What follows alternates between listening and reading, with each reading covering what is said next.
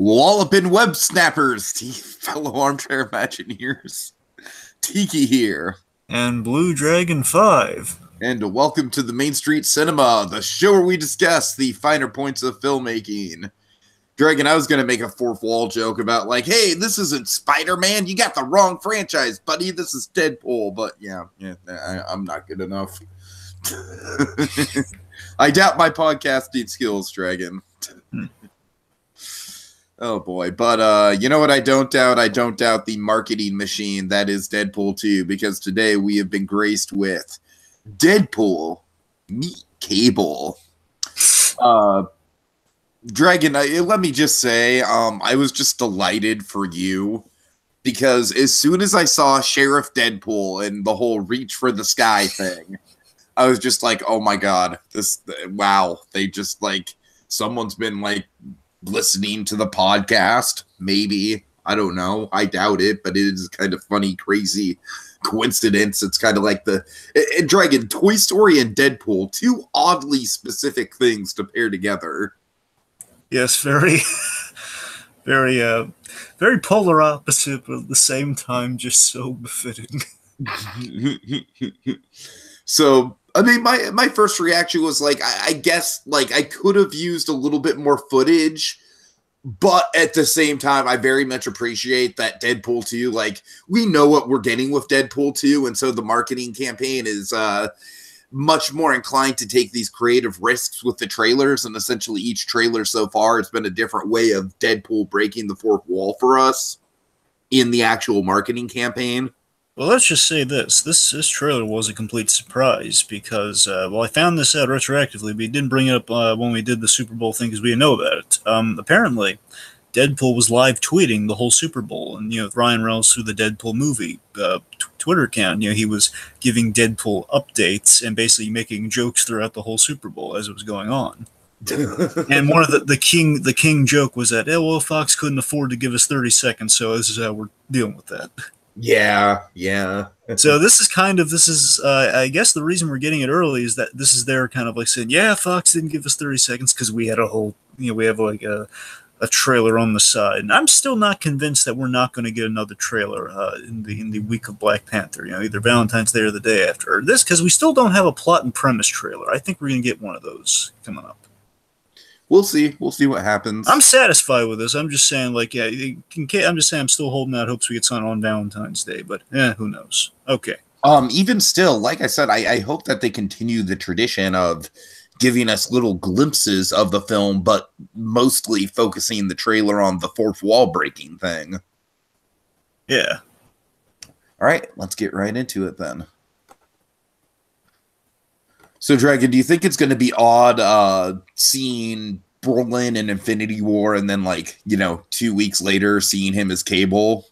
It's going to be awesome, and we do have a fun gag point poking fun at that in here, which we'll get to. Now, okay, let's hold on this here. So, what they're going for here, and right off that, it's on the whole, this kind of Cable introduction, the whole meet Cable of it all here. It's classic. The vibe they're going for in this shot right here, it's kind of hard to tell if those buildings are on fire. If they're on fire, we're probably in the future. If not, we could just be in a blown-up apartment in the present. So it's unclear where Cable, if he's in the past or he's in the present, because they might not have the budget to do the future. Because classically, Cable, he's kind of from the Days of Future Past future. He's kind of he's like the mutant. He's like a mutant messiah meets the Terminator. That's kind of like the best way to describe Cable. He's like, I've got to save mutant kind by going back in time. And of course, he very much operates like the Terminator with giant guns and metal body parts. Mm-hmm.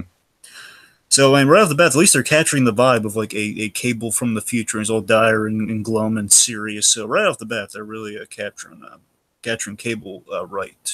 Yeah, and it's a stark contrast to the Deadpool character too, which of course we get as the trailer goes on. I was holding this bear here for a second. Yeah, so you know, a lot of people say this is from the present because of the they're not really futury clothes everyone else is wearing, but that could be just conjecture. So again, it's unclear.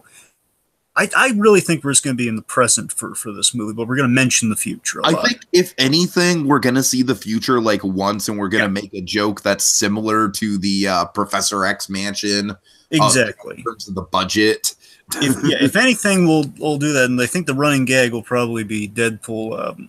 Will probably be classically, the straight man, talking about the future, thinking, oh yeah, we have to, we have to save him. Deadpool just kind of making fun of this and just basically taking at face value all the crazy stuff he's saying about the future, and him probably bombarding him with ridiculous questions about the future. Tell me who's president next. Tell me, something like that. But with this bear, though. Oh yeah, I'm sorry. So this bear might be important because it could be one of two things. One, it could just be Cable's bear that he's held on just for dramatic effect, and again, another thing Deadpool could kind of poke fun at, to be like a meaningful thing for Cable, and Deadpool just, so you have a bear, huh? Well, I got unicorn, so let's just mosey on. I could totally see Cable and Colossus bonding over this bear. Oh yeah, definitely. And let's see. The other thing is that there is now this. I'm not whole. We had a tease of it in that Deadpool in the Deadpool teaser with the old man, the Logan teaser with Deadpool. Yeah. Where he goes in the phone booth, and on the phone booth we have two things inscribed. One, Cable is coming, and the other thing, you see Hope. Now Hope is kind of correlates to this bear because there's a big Cable character who's a little mutant girl named Hope, and let's just say basically Cable's kind of siloed with taking care of this little girl, like a baby sometimes, who eventually grows up to be a little girl, and he has to he kind of adopts the girl essentially. And this bear could be hers, and what they might be laying pipe for. Now again, I'm not putting a lot of stock in this. I'm just saying if they went in the direction of Hope, because again they had Hope written in the phone booth, and Hope is it's a big Cable story of always protecting this little girl, kind of the whole kind of Planet of the Apes types, kind of like War of the Planet of the Apes type stuff. We bring Nova along with us, that kind of thing. Is that Deadpool in the comics, he does get a daughter. He does get, in the recent comics, Deadpool has a daughter named Ellie, and they might be laying some track there of like, okay, well, Cable, protecting the little girl, much like we had. Reference to The Last of Us. I'm not sure what that is. The Last of I'm just because the way you're describing this character very much reminds me of The Last of Us. The Last of Us is a very highly regarded video game set in a zombie apocalypse that has like a pseudo father-daughter relationship with the main character and a teenage girl named Ellie. Oh, so that's interesting. It's super popular, so that's why I'm kind of like I'm wondering if that was maybe a pool. Well, I don't know. There's a chance of it, but they didn't exactly lend stuff to a zombie thing. But what I'm saying, I was thinking Last of Us, and then you mentioned the name Ellie. It was kind of like, oh.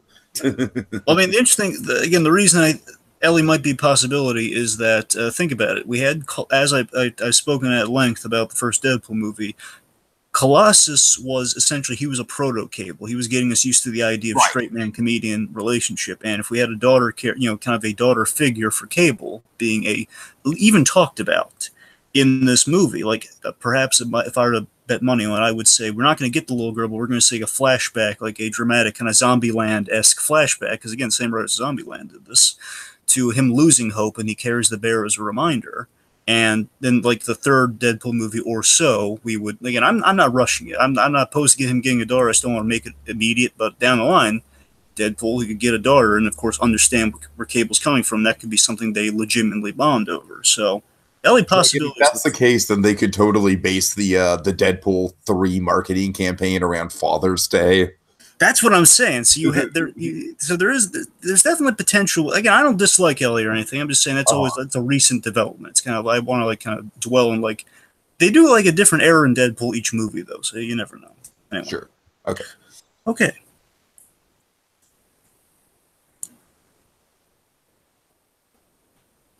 Here we go. Coming up right here when we stop the picture with the VHS.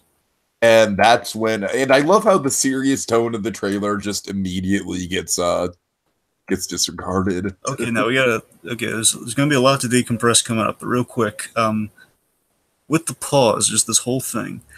One Deadpool just kind of stopping picture. Tell me it didn't remind you a little bit of Emperor's New Groove. Oh, absolutely. Absolutely. I mean, and honestly, I feel like Emperor's New Groove and Deadpool, like Emperor's New Groove is very much Disney's Deadpool in a way, like at least in terms of fourth wall breaking and everything. But also with this, I like that Cable's lines all throughout this trailer, this first trailer. I think they're striking the perfect tone with this trailer here. is that we're setting the stage for what their dynamic's going to be. Cable all serious and stoked with very generic action, like dystopian future lines all throughout. It's very like late '90s action movie trailer. And again, the late '90s are very woven into Deadpool and who he is. So again, that's that's pretty much their dynamic, and we're getting it thematically in this trailer. Okay, serious, so he's not sensing the irony in all this Deadpool. He is sensing the irony all throughout this. The line that closes out the trailer, but also just in the fact that he undercuts the serious moment right here with this mustache gag. So how do you feel about the mustache gag, Dragon? I love the mustache. Look, believe me, I hate bagging on Henry Cavill, but I mean it's a hilarious gag though. But speaking of gags, coming up is the perfect gag in this, this trailer. Yeah, I mean coming up, the yeah, just have to let it play for. Oh yes, Deadpool and his effects guys. This Deadpool chewing out the effects guys is funny. Okay, now hold on this. So this upcoming gag, I gotta decompress this because there are three. Basically, this is a perfect gag on 3 levels. All right, level 1. Level 1, the Deadpool movie, and I believe me, I know this because this haunts me. Is that the Deadpool movie, as great as it is, it was very sparse on action figures because they only had enough money in the budget for the movie itself, and that means any toys that were made for the Deadpool movie are after the fact. Like the only toy you can really get for the Deadpool movie was, aside from like the free stuff they give away, like the premiere movie ticket, the Stubbs card, whatever, the Fandango rewards, which are just it's like a little desk toy. Aside from that, you have like the Hot Toys, basically the 1/6 scale uber detail. Like imagine a GI Joe that costs $200 essentially. That's what I'm talking. Like seriously, the most detailed like sculpts and figures. Again, I can't praise those things enough. And believe me, I tried tracking those down, but again, it costs a lot of moolah. The point is, aside from those, you don't really. There's zero merchandise, even T-shirts. You can barely get any T-shirts from the movie, and just seeing like a really well produced Cable toy, which I hope this is marketed down the line. It's just that was really refreshing, kind of a fourth wall joke at the hey, we didn't have toys, but hey, there's Deadpool playing with movies for the upcoming film. It's also kind of funny that Deadpool got a lot of his fame from toy sales, and of course this. Dragon, just give me a play-by-play of your reaction when you saw this morning. The minute the pan up started and I saw the yellow of the shirt, I just I lost it and I was giddy as a schoolboy. I tell you, because again, folks, so here's point 2 of my 3 points, kind of like why this is the perfect gag. So again, the action figure thing. Here, secondly, it's my own personal investment of Toy Story on display in a Deadpool trailer, and it's like saying I never imagined Deadpool is a cowboy. It is like very, very specifically Sheriff Woody. And not just that, again, they're pulling, it's, again, my favorite, no matter what Marvel's Pixar will make in the future, the original Toy Story will be my favorite no matter what. And looking at that, looking at that Toy Story, they use the introduction, again, this whole Deadpool meet Cable. They're using the whole Buzz meet Woody from from toys, like the pan up, like you go from the legs up shot. That's what they're doing here with Deadpool's introductions. They'll reach for the sky. It's the Mr. Potato Head / like looking up at Buzz Lightyear's legs, and that's kind of the subtle vibe they're going for with Deadpool meeting Cable for the first time, or at least meeting him in this toy approximation of a big action set piece within the film. And later on you'll see that they even went the extra mile, because one, we have like clouds pasted on like this little cardboard cutout set, and secondly, under the toys he has duct tape to like tape to the bottom. His name Wade is written on the foot of each toy, much like yes. That's perfect. And so the point is, like, it's like, again, it's like just showing you like how could Deadpool get more personal for me, aside from just waiting such a long time for the first movie. Just they reference Toy Story for the sequel. And we have Green Army Men from the movie. Look at that. Green Army. And this is a subtle gag, by the way. I don't know if you noticed this. The little roly-poly thing behind Deadpool. Sure. The toy Deadpool. That's I'm convinced that's supposed to be the chubby mutant kid. Oh God. So that's a mock-up of the chubby mutants. I believe he's going to be a plot fixture. I know he's going to be important. A lot of people are theorizing who he might be, but the point is, it's also, you'll notice in the background, there's the Bob Ross painting. Yes, there it is. So This is just hilarious. This Deadpool undercutting this. Okay, lastly, last point here. I guess just one last pause here, and I'll explain this. Here's the third point. Why is the perfect gag on three levels? This is the most important. Is that this is a fun underlining joke of the Disney Fox deal. Oh, of course, yeah. That's one of the points. That's why just those 3 points. That's just why it's the perfect gag. Sure, yeah, and I'm sure that was running through their minds when they pitched this. And what's funny You here, know, and it's like they probably could have gotten away with this even without the Disney Fox accusation. You no, this is the acquisition. Yes. Yeah. You know what I mean? It's like this probably is something that's pretty much fair game, but the fact that it's Disney and it's like, there's nothing you can do about it because we're one and the same. And this is also funny when the play acting that Deadpool's doing here with Cable. Oh, is that he's making fun of Josh Brolin playing Thanos because he says, "I have just the stones to help you." I have just the Infinity Stones to help you. That's what he's saying when he does kind of the the crotch shot here. Oh, biting. God, and then just the perfect editing here, and again, it's such a simple effect digitally. I just love his eyes opening like that on the suit. It's so seamless. That's how Deadpool comes alive. Yes, unrealistically fast. The effects are back.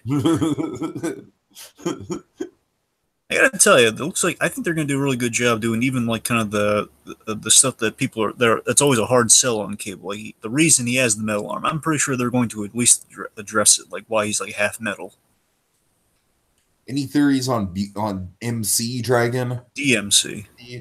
DMC. Now I looked. It's not an existing acronym, but most likely what it is, by my guess, is that it stands for Department of Mutant Corrections or Mutant Capture. I was thinking mutant control, but tomato. I guess. No, I'm sorry. You're right. I don't know why I was thinking. You're right. I wrote down my notes here. Department of Mutant Control. Yes, you're right. Yeah. That's what I think it is. I mean, we'll see what.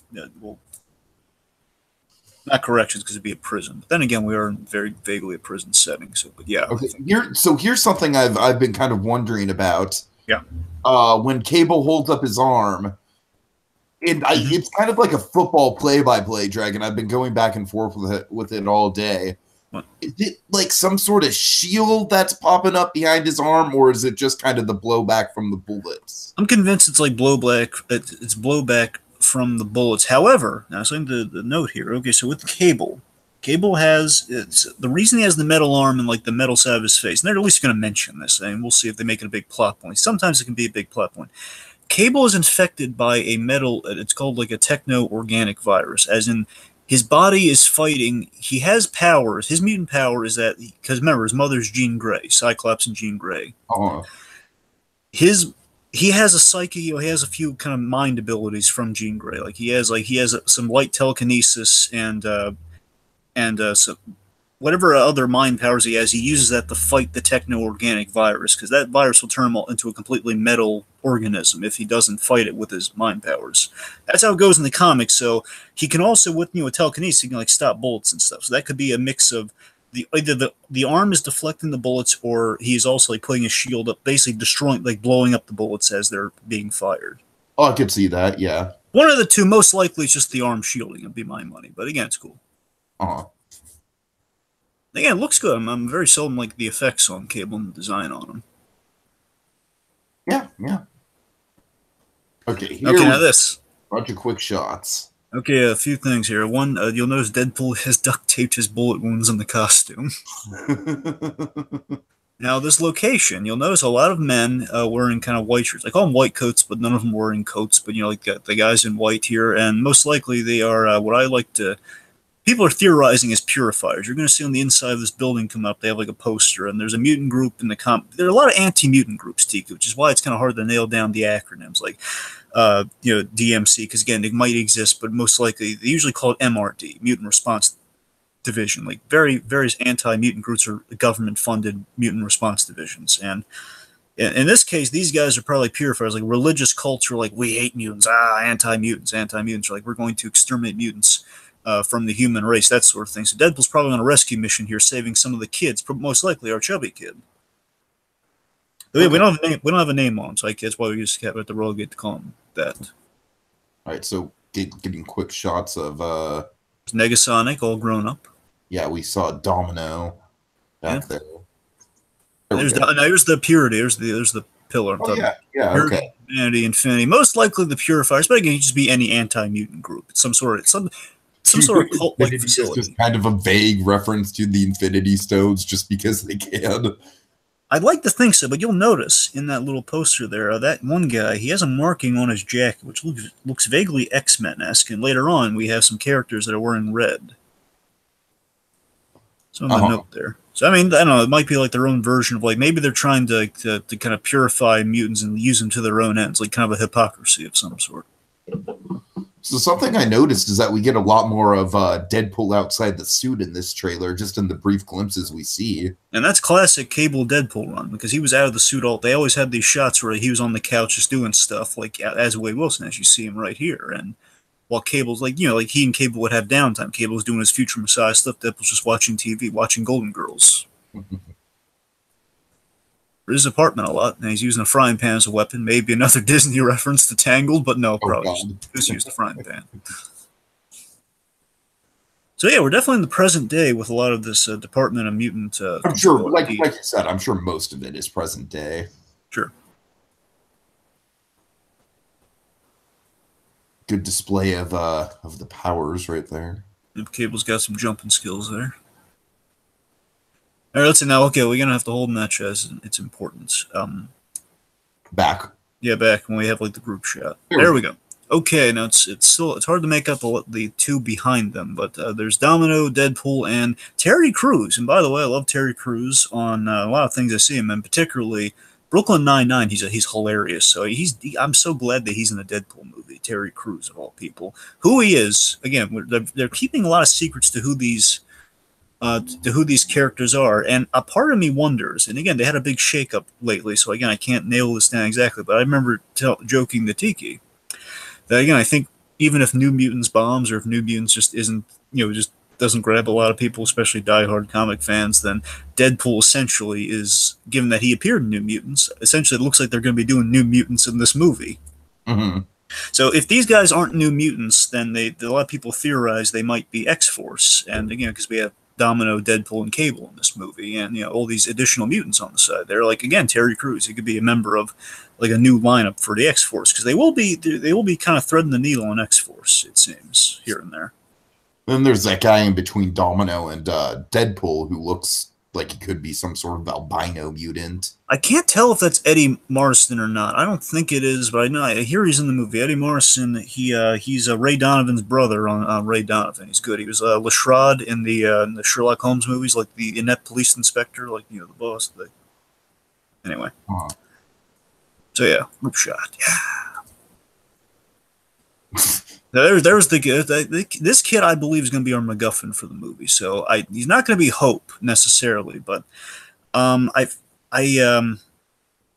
like firepower or something that sounds like firepower, because we see it. There's that shot in the other things where he's like fire surrounding him, so people are theorizing he might have like those fire abilities, like he might lead to the end of the world or something. So this kid, and there's this shot of Deadpool carrying this guy on his back, which is hilarious. And the point is, I think this kid's going to be our MacGuffin for the movie. That's my bet. This kid is played by, I just want to get his name here. We got it.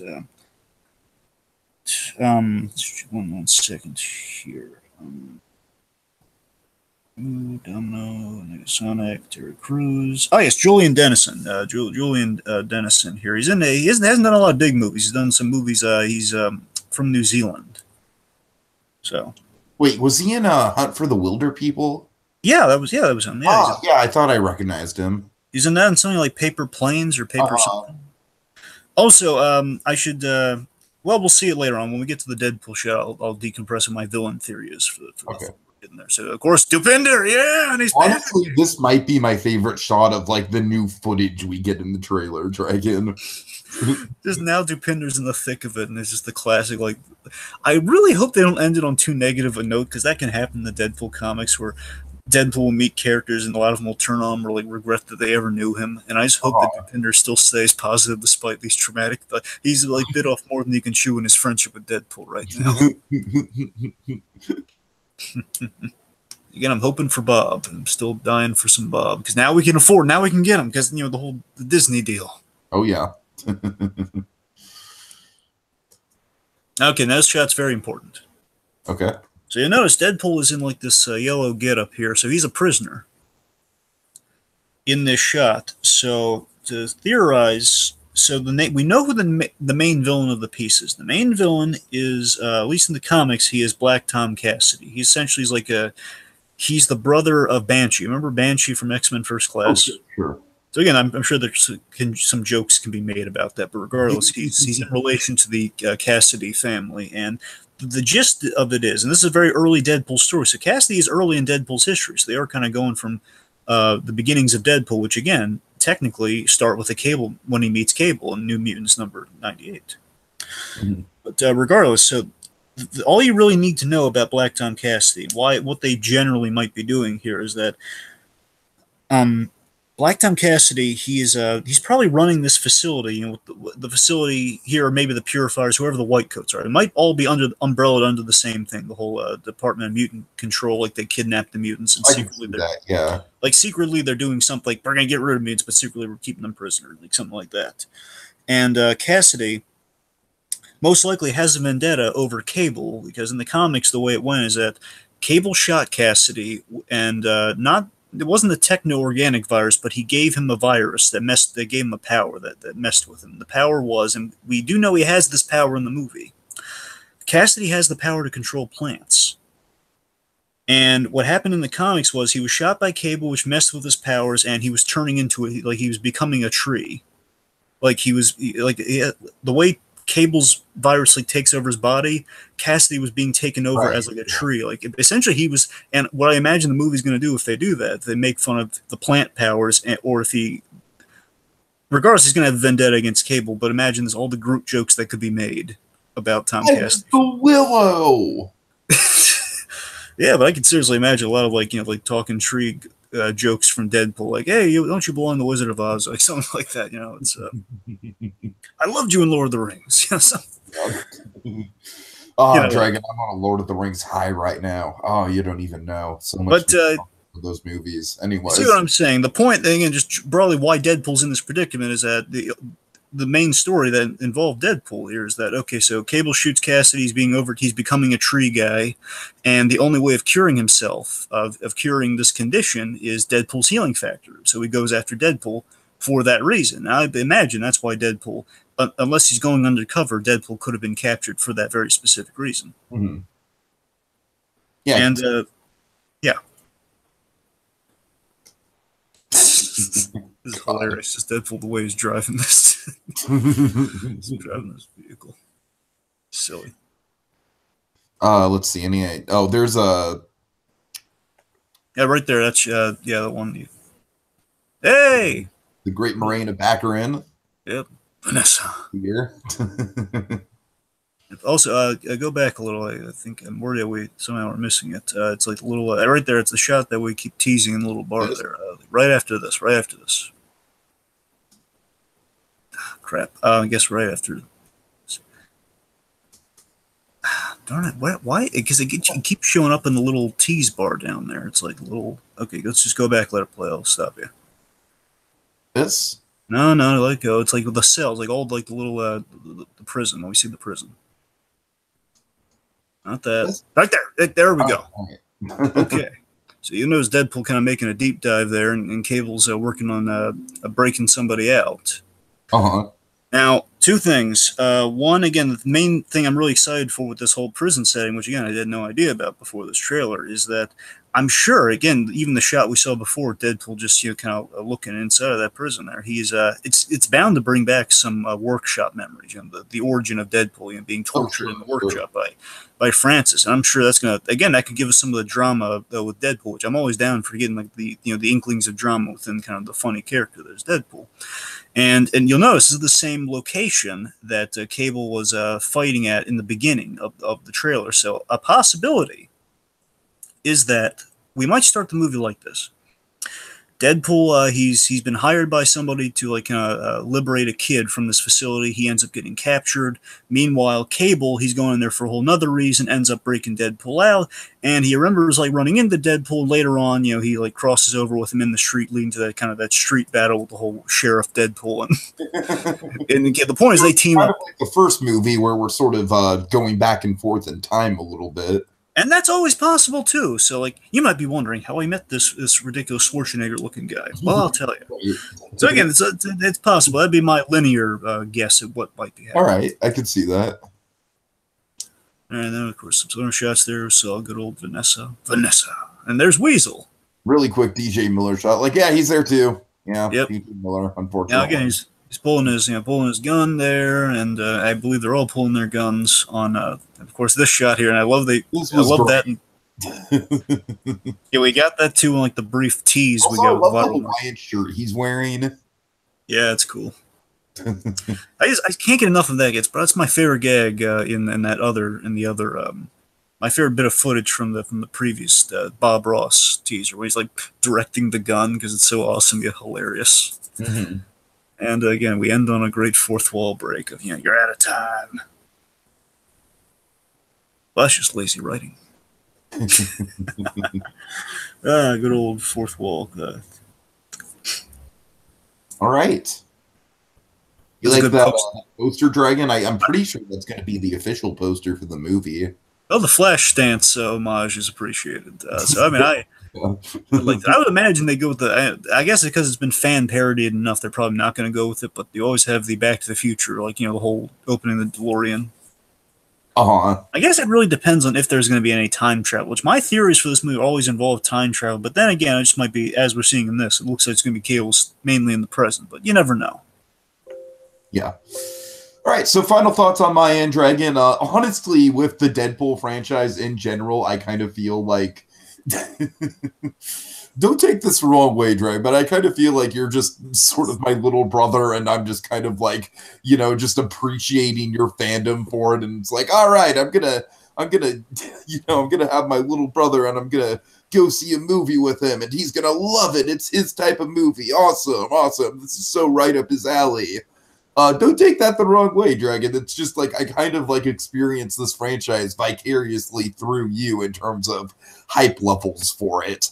But having said that, the Toy Story thing was amazing. And, and like I said, I think the big takeaway from this trailer, the thing that I'm really stoked for is just the fact that the marketing campaign for Deadpool 2 seems to be really creative with the, because as I said, everyone knows what we're getting with Deadpool 2. It's no secret. It's like, this definitely doesn't feel like a sequel that's like, shaking things up dramatically by any stretch.